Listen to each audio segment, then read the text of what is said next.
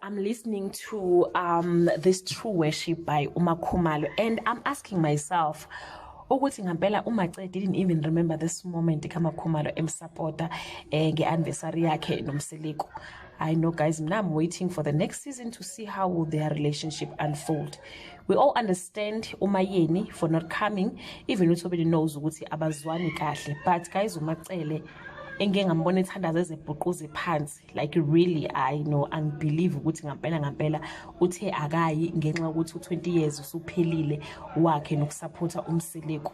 Kodwa noma kunjalo-ke guys, I think uMakhumalo must continue to support her until she change her heart toward him. At the end of the day, we don't conquer evil with evil. Engakusho nje ukuthi I am blessed by this true worship by Makhumalo.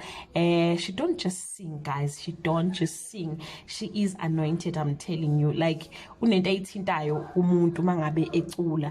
Cula khona ke lithi ke na yebo bakithi sombona lena ithi uma nikhathazwa ubani la khona imithwalo yenu yobalula nohamba kalula indlela.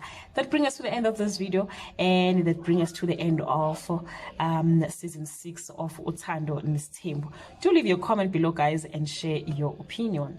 Bye.